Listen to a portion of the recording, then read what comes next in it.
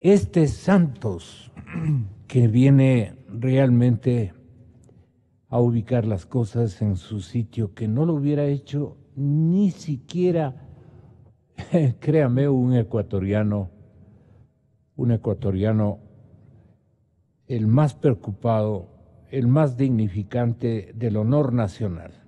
Para usted, haber protagonizado o coprotagonizado este trabajo de indagación con todos los peligros y que encierra, ¿qué significa este día, doctor Montúfar? Yo humildemente le digo muchas gracias por lo que le ha correspondido hacer en un ejercicio límpido, honorable y súper creíble, que es lo importante. Su credibilidad en este momento sube por la certeza que tuvo de anticipar estos apenas detalles de lo que puede venir ya en el curso de las otras instancias. Y ahí le dejo con la audiencia de esta cadena que le ha respaldado siempre, doctor Montúfar. Muchas gracias, Gonzalo. Un saludo a todos los amigos de la democracia. Muchas gracias por su generosidad, la generosidad de sus palabras, Gonzalo. Creo que lo de ayer,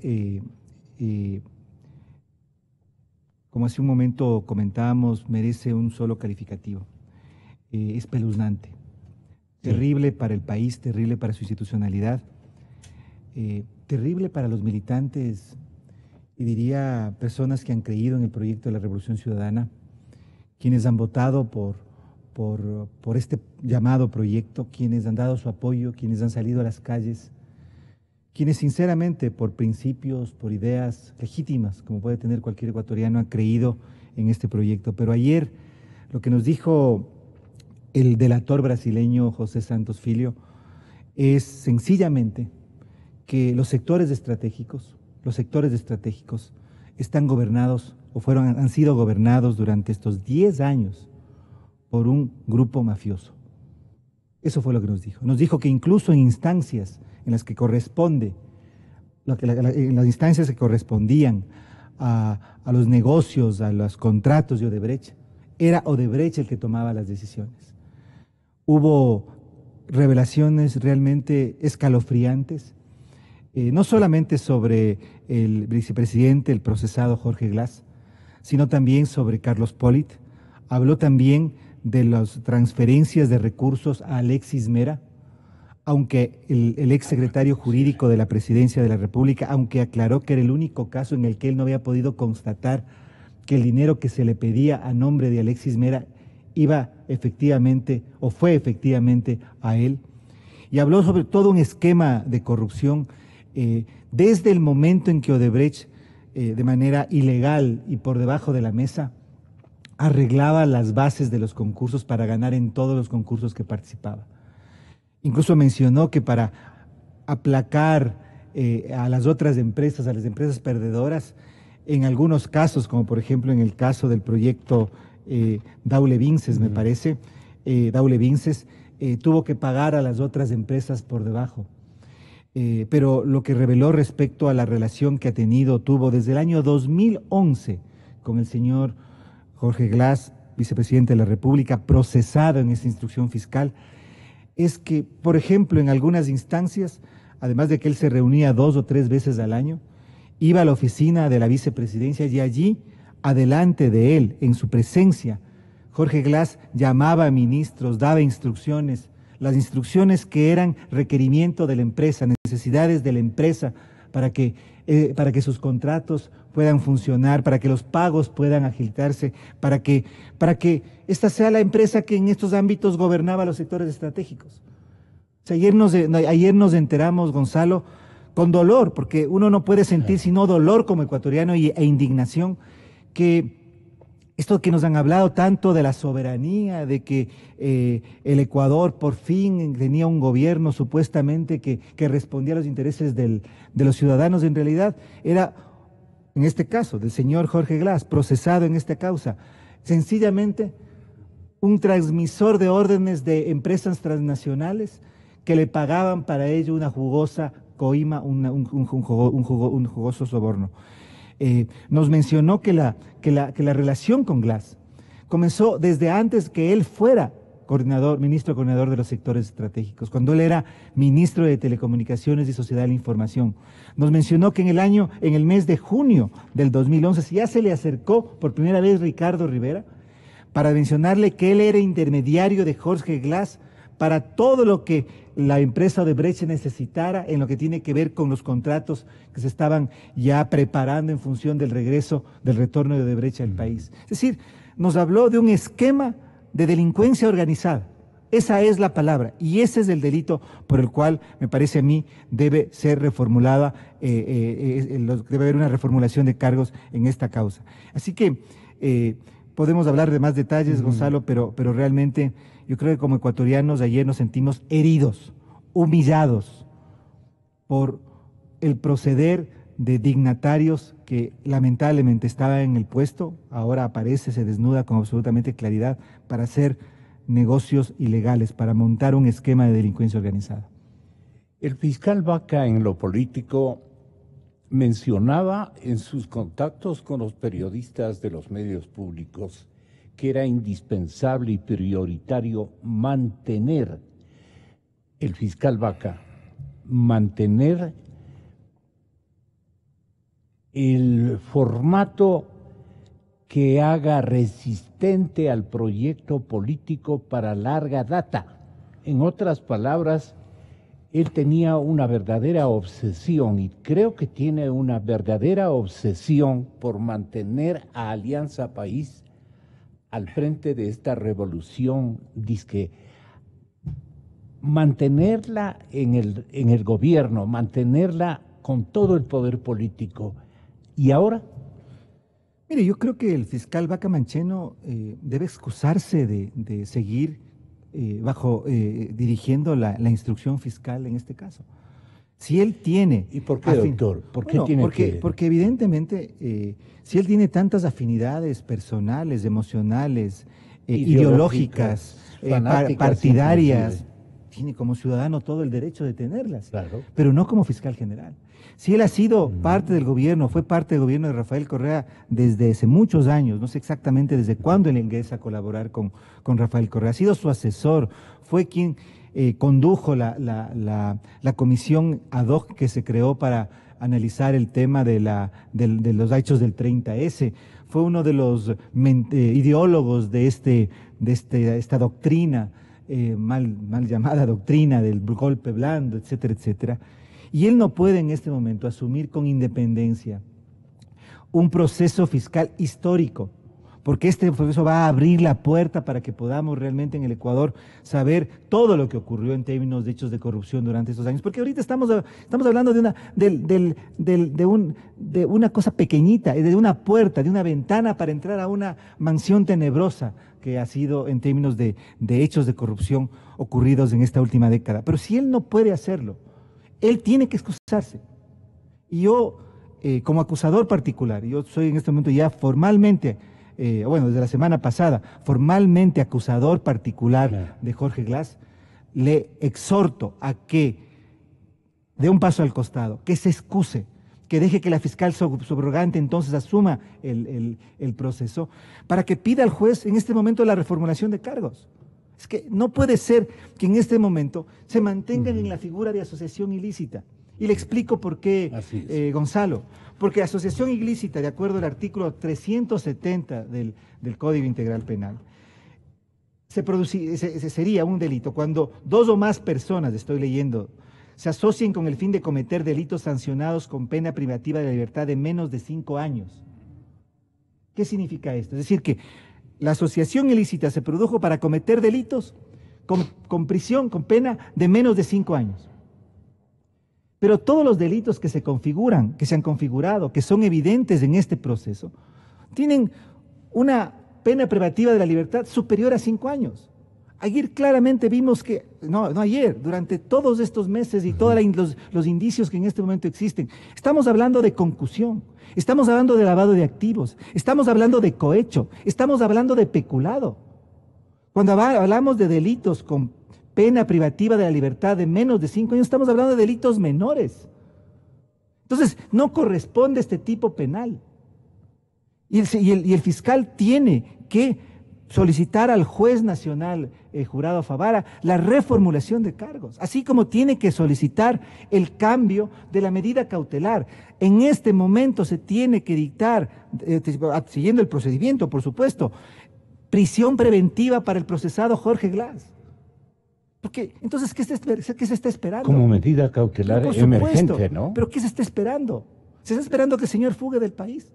Se está esperando que no afronte lo que tiene que afrontar con la justicia, siguiendo el debido proceso. Y ahí la sanción para las autoridades que permitan aquello que viene a ser, obviamente, el procurador del Estado, que es el representante del Estado, y más que todo el fiscal, que ha asimilado, ha entendido la gravedad de la acusación y del protagonismo que ha tenido el vicepresidente de la República. Mire, yo espero que en las próximas horas... ¿Qué sanciones hay para ellos en el COI? Bueno, no le podría especificar en este momento, Gonzalo, pero quisiera hacer una precisión respecto a lo anterior.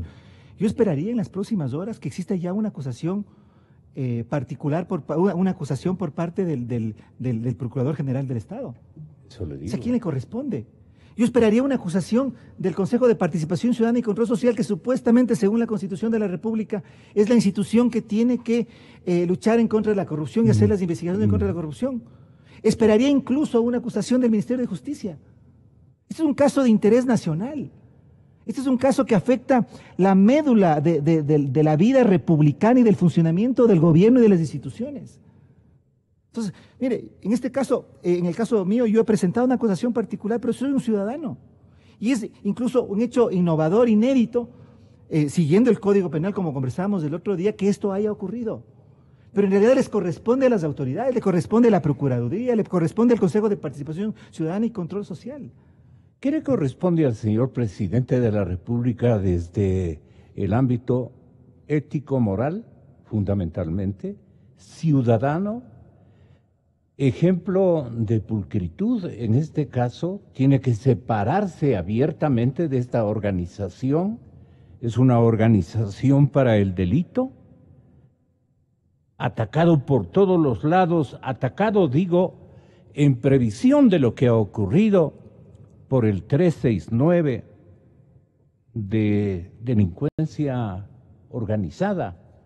No sé si esta sea la figura que hay que revisarla. Yo creo que esa es una figura que en este momento hay que considerarla seriamente. Yo lo que estoy seguro es que no es asociación ilícita, por lo que le decía. Porque los delitos que perseguiría la asociación ilícita, de acuerdo al artículo 370, tienen que ver con delitos sancionados con pena privativa de la libertad de menos de 5 años.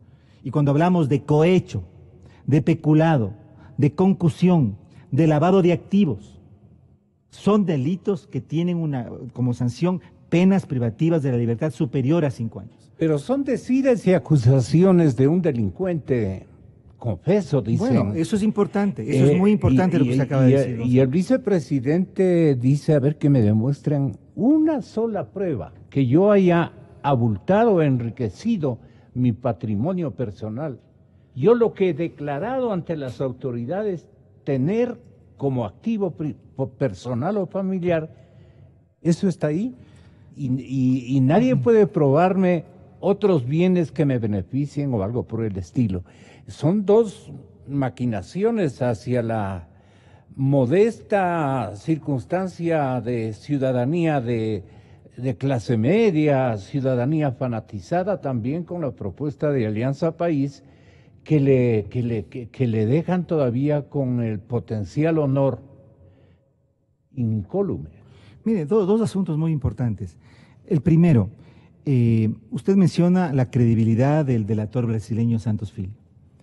Evidentemente él es un personaje que en este momento está en prisión, que fue condenado a 40 años en el Brasil por los delitos que cometió no solo en el Ecuador, sino en otros países. Y en este momento él se acogió, o no en ese momento, se acogió hace me parece que un año, al proceso, no, más de un año incluso, al proceso, al mecanismo de delación premia, es decir, colaboración con la justicia.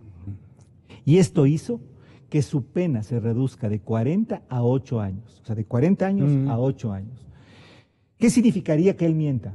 ¿Qué significaría que él, en la versión que nos rindió ayer, con relación a la versión que rindió, a las declaraciones, a los testimonios que ha rendido en el proceso de Lavallato, si hay una contradicción entre los dos, sencillamente, él pierde los privilegios que le da la delación premiada y vuelve o volvería a tener los 40 años de cárcel. Por lo tanto, es muy difícil, casi imposible que él haya mentido el día de ayer. Por supuesto que el momento en que él, porque ayer relató todas las transferencias de dinero, que fueron hechas a funcionarios ecuatorianos, esas transferencias tienen que ser precisamente confirmadas, por supuesto que sí. Tienen que establecerse cuál fue la ruta de dinero, pero en este momento ya se conoce desde qué empresa asociada a Odebrecht se inició la transferencia y hacia qué empresa llegó y para quién era. Eso ya está. Pero usted como acusador ciudadano, pongámoslo así, como acusador particular, exactamente. A mí me parece que usted es un acusador a nuestro nombre. No es solamente un acusador suelto.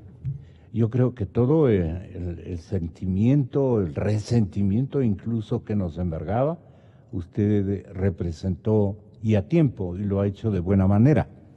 Si usted le pide a las autoridades correspondientes, pero más, usted duda del señor o de las acusaciones del señor Santos. No, yo no dudo.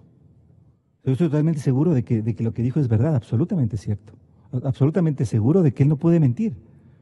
Por lo que le decía, él no puede mentir a la justicia ecuatoriana porque si hay una contradicción entre el testimonio que él rindió en el Brasil, pierde los privilegios. Vuelve a tener la pena de 40 años. Eso ya ha ocurrido. La semana pasada ocurrió, me parece, con otro de los procesados. Que la Fiscalía brasileña detectó que había falsedad en sus testimonios y por lo tanto perdió todos los privilegios. Por lo tanto volvió a tener la misma pena que tenía inicialmente. Entonces es muy difícil que el señor Santos ayer haya mentido. Evidentemente, por supuesto, tiene que confirmarse las transferencias que él dijo ayer. Ayer él dio detalles. En tal día, tal fecha, de tal empresa a tal empresa se transfirieron 500,000, 1.200.000. Esa fue. Se transferían montos pequeños, dada para me imagino también evadir y no levantar sospechas de las autoridades de control nacional e internacional. Pero ese fue el mecanismo. Entonces, tiene que confirmarse las transferencias de dinero, pero evidentemente es muy difícil que él haya mentido el día de ayer. Y las partes que aparecen como novelistas, digamos, cuando él señala que escribía en su computador. Así es, exactamente, que prendía un radio para distorsionar, digamos, para anular lo que él quería decirle o el comentario que rescataba. Y el otro le respondía, eso quiere decir que este hombre se daba cuenta, estoy viendo la fotografía del señor vicepresidente de la República. Él sabía que corría riesgos entablando una conversa muy suelta de huesos, muy transparente, con audio, con sonido, con pruebas que después tenía miedo que lo delate el mismísimo Santos Vil. Pero mire, Gonzalo, porque es una cosa muy grave, porque el escándalo de Lavallato, cuando en Brasil estalla la investigación que el juez Moro realiza, estamos hablando del mes de junio del 2015. Es decir, desde junio del 2015, mediados del año 2015, ya se conocía que Odebrecht había entrado, había construido una red de corrupción a nivel internacional.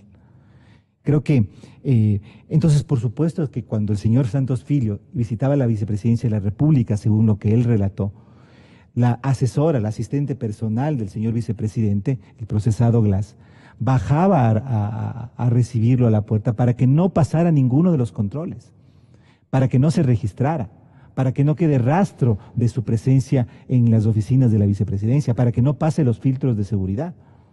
Entonces, evidentemente, ellos actuaban en función de que estaban desarrollando, generando un acto ilegal, que todo lo que estaban haciendo estaba por fuera de la ley. Ayer, por ejemplo, también mencionó el señor Santos cómo él recibía las bases de todos los concursos antes de que fueran licitadas, antes de que iniciaran los concursos. Ayer también mencionó todo el chantaje que recibió por parte de el excontralor Carlos Pollitt, cómo él tenía otra modalidad de no recibir coimas vía transferencia, salvo unos millones que sí mencionó, y que él recibía sobre todo en efectivo, y cómo el señor Santos transportaba el dinero para entregar en sus domicilios en distintos lugares del país. Esa parte yo no lo he escuchado. Bueno, o sea, ¿cómo describió? Describió como algo pavoroso, macabro, Gonzalo. Por eso yo le decía, como ecuatoriano, como ciudadano ecuatoriano, y fue el sentimiento de todos los que estábamos ahí. Y yo le digo sinceramente, es una situación terrible para el país, terrible para el Ecuador. Es bueno que se sepa, porque tampoco uno, o sea, aquí la transparencia y el baño de verdad que hay que tener. ¿Cuántas otras cosas habrán? ¿Y cuántas cosas pudieron haber ocurrido? Mencionó cómo recibió, o sea, que tuvo que pagar Odebrecht para el regreso. Los contactos que recibió a nombre del exsecretario jurídico de la Presidencia de la República, Alexis Mera, y confirmó, repito, de que él no, es el único caso en el que no pudo él confirmar que eso haya sido. ¿Alexis Mera es el que sigue? Bueno, Alexis Mera tiene que ser investigado, tiene que ser vinculado. ¿Quién le va a investigar? Tendría que investigar. Por eso es que yo insisto, el fiscal Vaca Mancheno debe excusarse. Si es que él no se siente con la independencia para llevar adelante esta investigación. Me estoy olvidando de algo terrible que dijo ayer, que el vicepresidente Glass le ha pedido $1 millón a nombre del expresidente Correa para la campaña electoral. O sea, cosas terribles. Nombre y apellido. Terribles. Entonces lo que digo es que en realidad estamos frente a un proceso que se está abriendo. Está terminando la instrucción fiscal, Gonzalo. El domingo 1 de octubre termina la instrucción fiscal. El fiscal tendrá algunos días para formular su acusación o su abstención. Esperemos que no se abstenga de acusar. Y yo creo que no cabe otra que solicitar la formulación de cargos y cambio de la medida cautelar al procesado Jorge Glass. Perdone, doctor. Dejemos en claro que existe delincuencia organizada, y a manera de pregunta o a manera de definición, ya con todo lo que ha ocurrido y se ha declarado, ¿existe delincuencia organizada al más alto nivel del Estado ecuatoriano? Mire, en este momento, con un grupo de abogados que están colaborando gratuitamente, patrióticamente conmigo, estamos trabajando en cuál va a ser la petición al fiscal para la reformulación de cargos. O sea, que sí hay que darle el guión para que no se haga. Sí. Yo personalmente, en este momento, creería que estamos frente a delincuencia organizada. Sin embargo, hay que analizar mucho esto, porque en realidad es muy importante el delito por el que se acuse. Lo que sí estoy totalmente seguro. Importante es delicado. Por supuesto, porque esto va a determinar el proceso y va a determinar los procesos siguientes. Pero lo que sí le puedo decir, Gonzalo, con absoluta certeza, no es asociación ilícita. Yeah. No es asociación ilícita. Y peor, lo que estaba dicho, aunque después en el mismo dictamen de desplazamiento que elaboró la fiscal Diana Salazar, se mencionaba de que Jorge Glass pudiera ser únicamente facilitador o colaborador de un delito de asociación ilícita.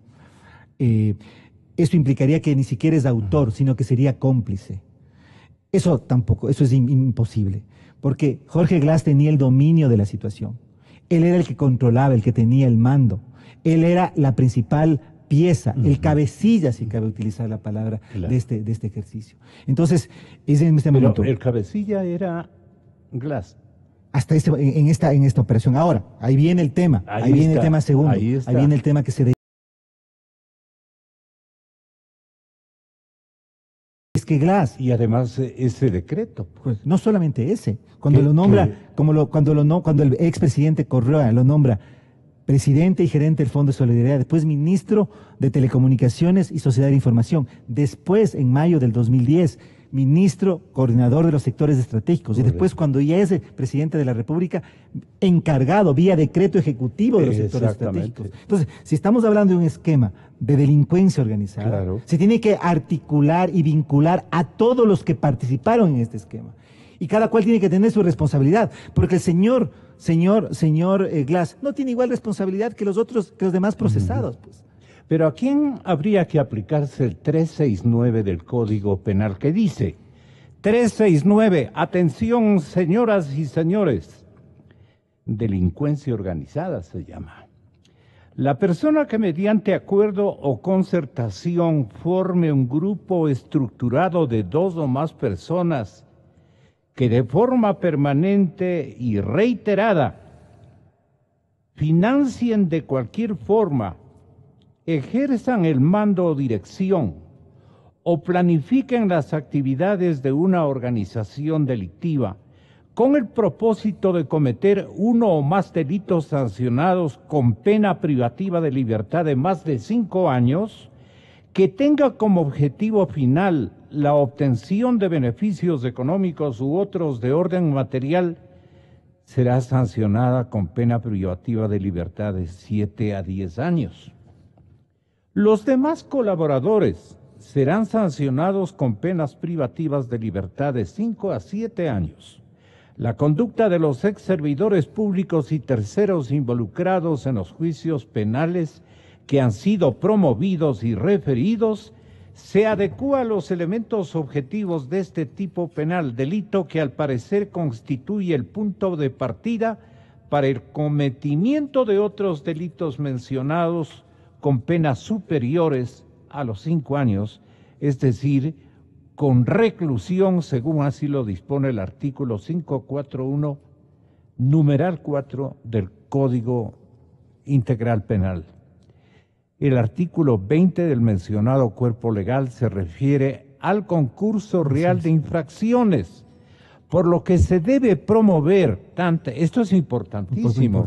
Sí, por lo que se debe promover tantas acciones penales por cada uno de los delitos, respecto de los cuales el titular de la acción penal cuente con los indicios y elementos de convicción que sustenten la participación de las personas involucradas en cuyo procedimiento, llegado el momento procesal oportuno, se deberá acumular las penas privativas de libertad hasta un máximo de 40 años y las multas hasta un máximo de 1.500 salarios básicos unificados del trabajador, conforme así lo dispone la norma legal invocada y el artículo 70.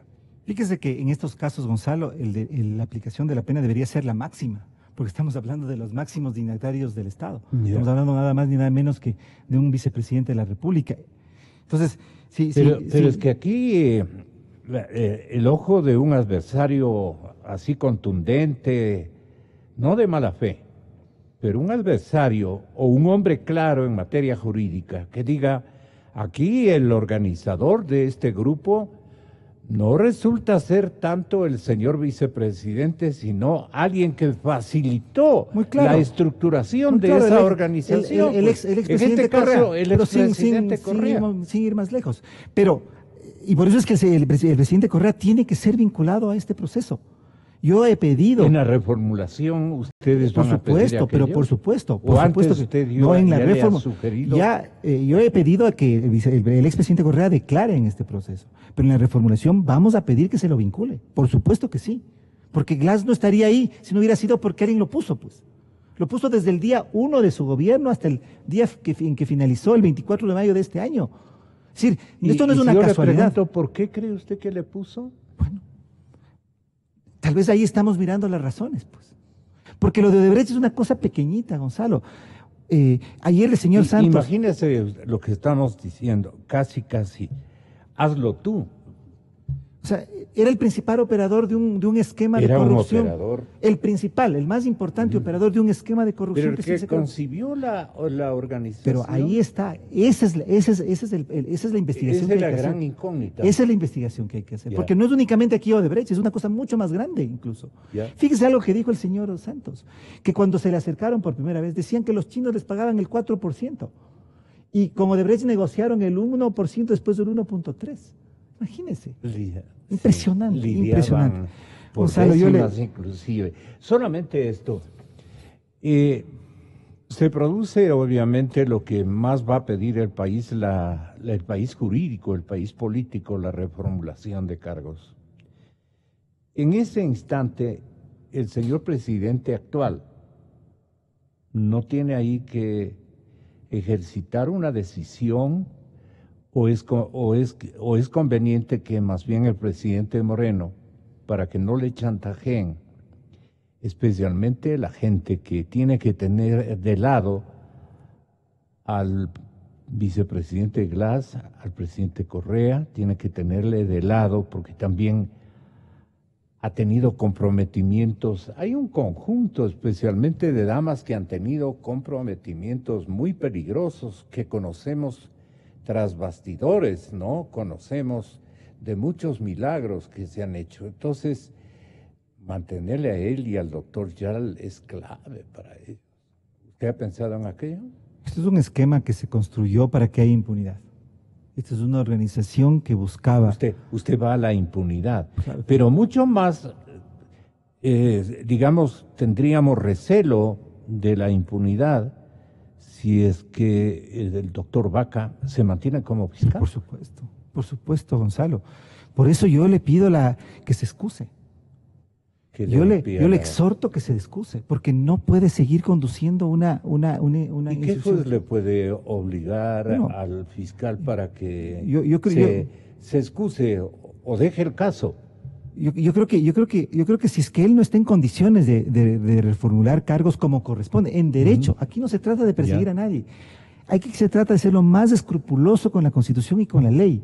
Y la pregunta que le corresponde al señor presidente Moreno, inscribirla hoy más que nunca respecto de las autoridades de control es que nos que han ninguna fallado. autoridad que esté allí para Eso hay que preguntarle al cons- pueblo, si deben o no permanecer Pero por en esos supuesto. puestos. Y para eso hay que hacer una enmienda constitucional. Es muy sencillo.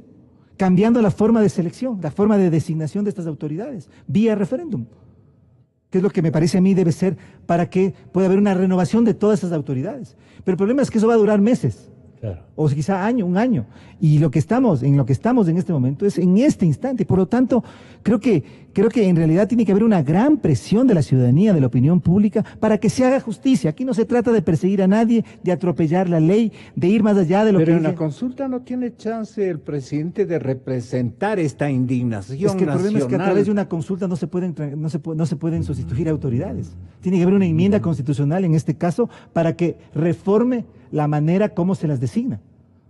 Pero ese es otro procedimiento, pero que pasa igualmente por la voluntad popular, por un referéndum en el que el pueblo ecuatoriano se manifieste por esa opción. No consulta, sino referéndum. Referéndum, es el mismo acto, es igual, es solamente Sí, el nombre eso, que cambia, ya. pero tiene efectos diferentes. El uno es Por una eso. enmienda constitucional que pasa, que implicaría una modificación del mecanismo de selección.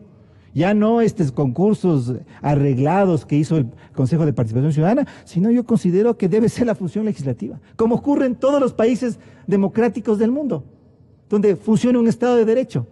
Ningún sistema es perfecto, pero es el sistema que más ha funcionado en la historia de construcción institucional del Estado de Derecho. Y en los de últimos siglos. Estados Unidos, ¿cómo usted comenta, cómo Bueno, usted analiza ayer fue la diligencia. Porque yo tengo una pregunta. ¿Usted cree, doctor Montúfar, que esto ya lo conocía Galo Chiriboga cuando fue a la Secretaría de Justicia de los Estados Unidos y le entregaron? Mire, Gonzalo, ¿Usted recuerda esa en es la Nueva gran York? pregunta. Esa es la gran pregunta. Y eso es algo que yo creo que como acusador particular me corresponde Exactamente. investigar y dilucidar. Si es que lo que ayer dijo Santos Filio, ya lo conocían, si sea el fiscal Chiriboga o lo conocía el fiscal Vaca Mancheno. Yo creo que si es que esa información ya era de conocimiento de la Fiscalía, porque si así hubiera sido, si fuera, ¿por qué no se tomaron las acciones que se debieron tomar? Mi querido Gonzalo, como le comentaba, yo lamentablemente voy a tener que retirarme y le agradezco mucho y siempre dispuesto a seguir conversando. No. Muchas gracias. Muchas gracias a usted, un buen día y muchas gracias. Ese contenido es vasto y es amplio. Muchas gracias. 7:28 minutos de la mañana. Vienen entonces nuestros siguientes invitados. El doctor José Hernández, de Los Cuatro Pelagatos, y el doctor Gustavo Medina, distinguido jurista, exfiscal y ex procurador.